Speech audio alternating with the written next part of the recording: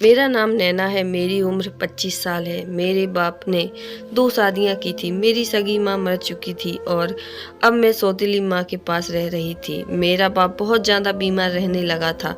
मैं बच्चों को ट्यूशन पढ़ाया करती थी। मेरी सौतेली माँ मेरे ऊपर जुल्म करती थी। मैं सब समझती थी। मैं अपने पापा की ठीक होने का इंतज़ार करने लगी थी, लेकिन वह ठीक होने का नाम नहीं ले रहे थे और एक दिन वह भी मुझे छोड़कर चले गए। मेरी माँ ने सीधा कह दिया, अगर तू मेरी सहेली के बेटे से शादी करने को तैयार नहीं है तो ठीक है, वरना यहाँ से चली जाओ। वह कहने लगी, तेरा बाप मर चुका है तो तुझे मेरा कोई संबंध नहीं है। मैं उसे लड़के से शादी नहीं करना चाहती थी क्योंकि वह बहुत बुरा आदमी था। वह अपना कोई काम नहीं करता था, एक नंबर का आलसी था। मैं एक नर्क से दूसरे नर्क में नहीं जाना चाहती थी। मेरी सौतेली माँ सहेली के बेटे से इसलिए शादी करवाना चाहती थी, शादी में कोई दहेज नहीं देना पड़ता। उल्टा उनकी सहेली मेरी सौतेली माँ को 2 लाख रुपए दे रही थी। इस दुनिया में कोई नहीं था, लेकिन मैं फिर भी झूठ बोल दिया कि मेरे मामा इस शहर में रहते हैं, मैं उनके पास जा रही हूँ। माँ ने कहा कि हाँ चली जा, इंतजार किस बात का है। मेरे पास थोड़े पैसे थे, उन्हें लेकर मैं शहर चली गई। वह जाकर एक घर किराए पर लेने की बात की। देखा तो मेरे सामने ही एक लड़की थी। मैंने उसे एक गिलास पानी मांगा तो उसने मुझे पानी दे दिया और कहने लगी, आप अकेली हैं। उसे लड़की की उम्र यही होगी 25-26 साल की। मैंने उससे कहा कि तुम बहुत दूर से आई हो।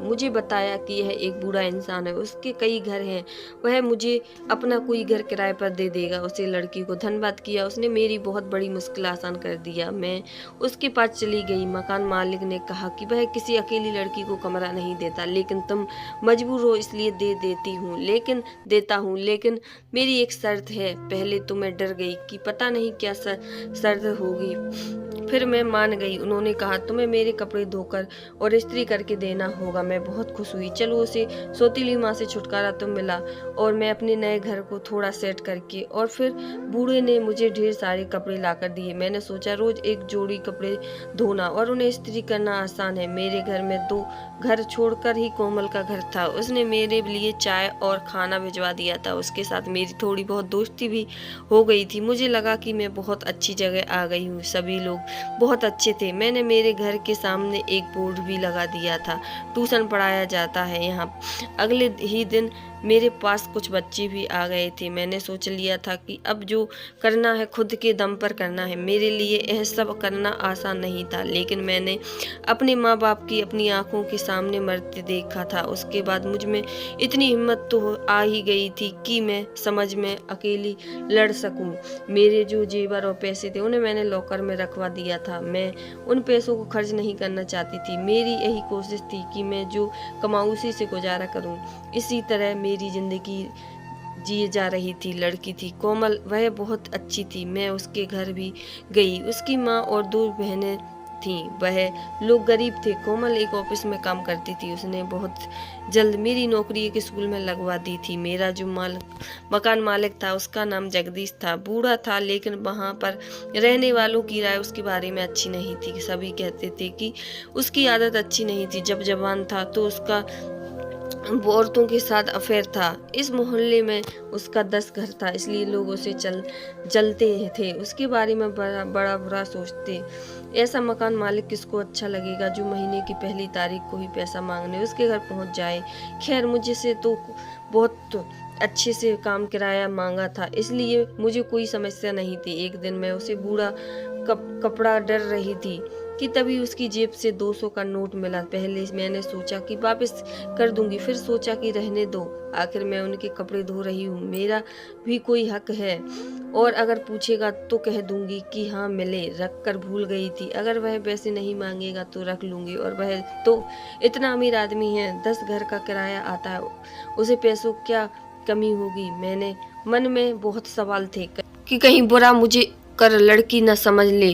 क्या करूं, पैसे वापस कर दूं या रहने दूं। इसी तरह 2-3 दिन बीत गए, लेकिन उस बूढ़े ने पैसे नहीं मांगे तो मैं रिलैक्स हो गई। फिर आगे लगातार ऐसे ही होने लगा। मुझे हर रोज उसके जेब से पैसे मिलने लगे और मैं उन्हें रख लेती। आखिरकार मैंने मेहनत के पैसे, मैं रोज उसके कपड़े धोती हूँ। एक दिन मोहल्ले में काफी शोर हो रहा था। जब मैंने देखा तो लोग आप उसमें एक दूसरे को गालियाँ दे रहे हैं। मुझे गालियों से सख्त नफ़रत थी क्योंकि मेरी सौतेली माँ भी मेरे बाप को झगड़ा करती थी और गाली गलौज करती थी। मुझे बहुत गुस्सा आता था, मुझे कुछ समझ नहीं आ रहा था, तो मैं कोमल से पूछा कि क्या बात है, तो उसने कहा कि एक घर से लड़की गायब हो गई है, इसलिए सब शोर मचा रहे हैं। एक आदमी कह रहा था कि बगल वाली लड़की ने ही उसकी बेटी को भगाया है, दूसरा कहता है कि हो सकता है वह खुद ही किसी लड़के के साथ भाग गई हो। आजकल अब तो आम बात हो गई। मैंने पूछा कि क्या वह लड़की गलत टाइप की थी, तुम तो उसे जानती होगी ना, तो वह कहने लगी कि नहीं, वह सिर्फ 15 साल की मासूम बच्ची है। लेकिन आजकल कहाँ पता चलता है कि कौन बच्चा है, आजकल तो बच्चे की हालत भी खराब होती है। मैं तो यह सोचकर परेशान थी कि उसके घर वालों का क्या हाल हो रहा होगा।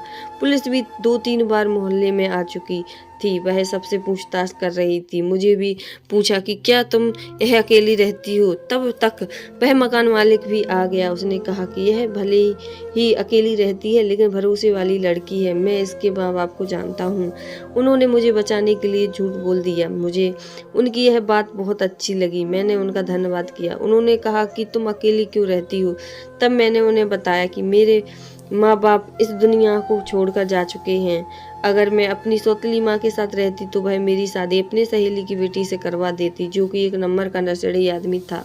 इसलिए मैं यहाँ चली आई, अपनी मर्जी से जी रही हूँ, यह मेहनत करके अपना पेट पाल रही हूँ। उसने कहा तुम एक बहादुर लड़की हो और तुम्हारा साथ देकर मुझे अच्छा लगा। इसी तरह दिन गुजर रहे थे, तभी एक और खबर मिली कि जो लड़की भाग गई थी उसके बाप ने खुदकुशी कर लिया है। बात बहुत गलत बात थी, मुझे बहुत दुख हुआ। पता नहीं बेचारी लड़की को किसी ने अगवा किया है या फिर खुद अपनी मर्जी से गई है, लेकिन उसकी सजा इस आदमी को मिली और साथ में उन्हें भी, जिनके पीठ पर आदमी पलटा था, जो मर चुका था। मैं कोमल से कहा कि मुझे ऐसी लड़की पर बहुत गुस्सा आता है जो अपने माँ बाप के बारे में एक बार भी नहीं सोचती। अगर मेरे माँ बाप आज जिंदा होते तो उनके लिए अपनी सारी खुशियाँ कुर्बान कर देती। मेरी बात सुनकर कोमल की आंखों में आंसू आ गए थे। उसने कहा कि कभी कभी हम अपने माँ बाप की सारी खुशियाँ कुर्बान कर देते हैं लेकिन फिर भी बदले में कुछ नहीं मिलता। कोमल बात करते करते अपने गले से लॉकेट को पकड़ लिया। मैंने कहा क्या मतलब कि मैं एक किसी लड़के से प्यार करती थी, वह भी एक टीचर था। वह लड़का कहता था हम दोनों शादी कर लेंगे, फिर एक अपना स्कूल खोलेंगे और बच्चों को मिलकर पढ़ाया करेंगे, हम साथ में कामयाबी की सीढ़ियाँ करेंगे। लेकिन उसे लड़के के पास मुझे देने के लिए सिवाय मोहब्बत और साथ के कुछ नहीं था। मुझे वह लड़का बहुत पसंद था, मैं उसके साथ शादी करना चाहती थी। लेकिन जब मैं यह बात अपने घर वालों को बताई तो मेरी माँ कहने लगी कि अभी तुम्हारी 3 बहनें पड़ी हैं और तुम्हारे पापा पहले ही मर चुके हैं और तुम्हें शादी रचाने की पड़ी है। मैंने कहा कि मैं शादी करके भी तुम्हें पैसे भेजती रहूंगी, लेकिन माँ ने कहा कि वह बात नहीं रह जाती। अगर तुम्हारा पति ऐतराज करेगा तो कैसे पैसे भेज पाओगी। माँ कहने लगी कि तुम एक चीज चुनो, या तो अपनी शादी या फिर हम लोग। मैंने अपनी माँ को, बहनों को चुना और शादी नहीं की। मुझे उसे लड़के की बहुत याद आती है। उसके माँ बाप ने उसकी शादी भी कर दी, उसका एक बेटा भी हो गया, उसने एक घर और अपनी गाड़ी भी खरीद लिया। अगर मैंने उस वक्त शादी कर ली होती तो उसके साथ होती। अब तो सिर्फ उसका दिया हुआ है लॉकेट है मेरे पास, तुम्हारे तो माँ बाप नहीं है। मैं तो माँ बाप के लिए कुर्बानी दे दी। अब मैं जिंदा तो हूँ लेकिन खुश नहीं। जब मैं अपनी बहनों की शादी कर दूंगी तभी मेरा भी घर बसेगा और बहनों की शादी करते करते मेरे बालों में सफ़ेदी उतर जाएगी, फिर मेरी जवानी भी खत्म हो जाएगी। मैं सिर्फ पैसे कमाने की मशीन बन गई हूँ। कोमल की कहानी सुनकर मुझे बहुत दुख हुआ। आजकल कोमल अपनी बहन के लिए रिश्ता तलाश कर रही थी। हम एक ही राह पर साथ होते थे। सामने से मकान मालिक आते हुए दिखाई दिए, कहने लगे इस मोहल्ले की तुम दोनों प्यारी बच्चियां हो, अपने घर वालों के लिए कितनी मेहनत करती हो, भगवान तुम्हें हमेशा खुश रखे। मैंने कहा यह बूढ़ा बहुत अच्छा इंसान है, हमें इतना आशीर्वाद दिया। लेकिन कोमल ने कहा था कि किसी की शक्ल पर नहीं जाना चाहिए। मैंने कहा पता नहीं लोग इसके बारे में इतना भला क्यों कहते हैं। एक आदमी किराया नहीं दे पाया था तो अगली सुबह उसका सारा सामान निकाल कर फेंक दिया था।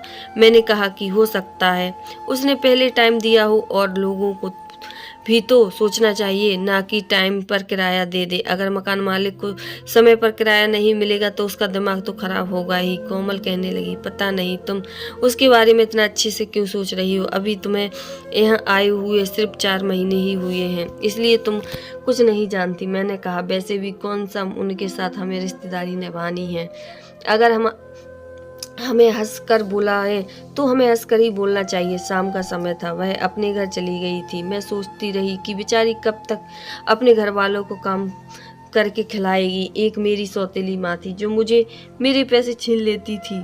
चलो, मेरी सौतेली माँ थी, लेकिन इसलिए मुझे उनसे भी उम्मीद थी, लेकिन यह तो उसकी अपनी सगी माँ थी, तो भी कर रही थी यही।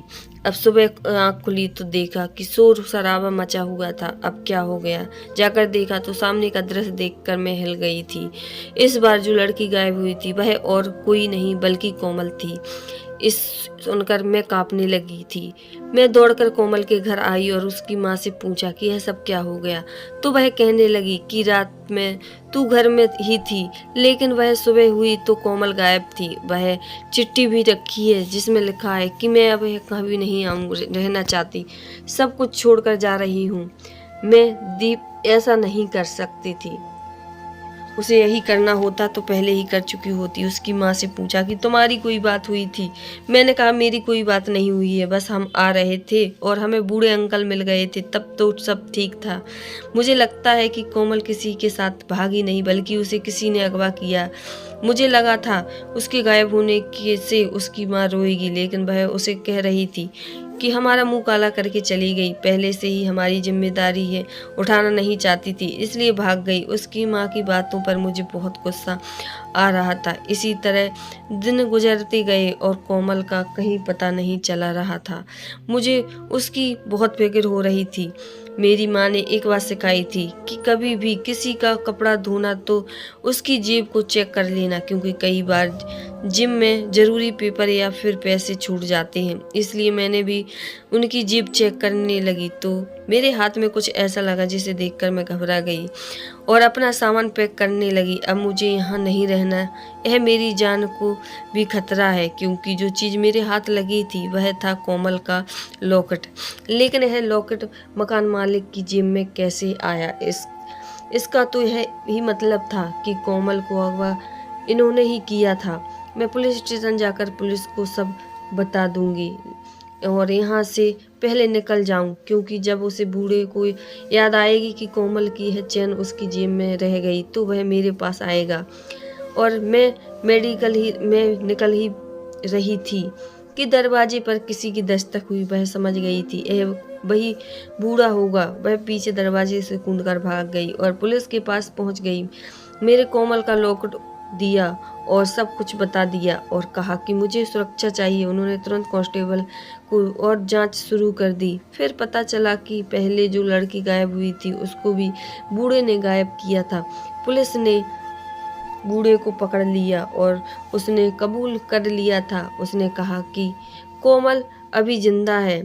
इस पुलिस ने ढूंढ लिया था। उसकी इज्जत तो लुट चुकी थी, लेकिन वह जिंदा थी। उसकी माँ ने घर में आने नहीं दिया, मना कर दिया था। वह कहने लगी, मेरी 2 बेटियां हैं, अगर मैं इसे घर में रख लिया तो दोनों बेटियों की शादी नहीं होगी। एक बूढ़ा तो बुरा था, लेकिन उसकी नीयत अभी भी बहुत गलत थी। वह लड़कियों को गायब करता और जब तक इच्छा होती अपने पास रखता, फिर उन्हें मार देता। मैं भगवान से प्रार्थना करने लगी कि उस बूढ़े को कड़ी से कड़ी सजा मिले। अब मैं और कोमल दूसरे शहर आ गए थे। हम दोनों ही एक दूसरे का सहारा थे, लेकिन कोमल पूरी तरह से टूट चुकी थी। हम दोनों एक ही स्कूल में पढ़ाते थे। वह टीचर थे। उनकी उम्र के 38 साल के थे। उनके 2 बच्चे भी थे। वह एक टीचर था। उनकी उम्र 38 साल की थी। उनके 2 बच्चे भी थे। वह कोमल को पसंद करने लगे थे। फिर एक दिन मैंने उनसे बात की, कहा कि आप कोमल से शादी कर लीजिए, वह एक बहुत अच्छी लड़की है, आपके बच्चों को माँ बाप का प्यार देगी। फूलों वह उनकी शादी हो गई और फिर एक दिन आ गई और मुझसे बोली, आप मेरे देवरानी बन जाए। और हमारा सफ़र ऐसे ही चलता रहा। अब हमारी ज़िंदगी में खुशियाँ ही खुशियाँ हैं। कहानी पसंद आए तो चैनल को लाइक शेयर सब्सक्राइब करना। हर हर महादेव।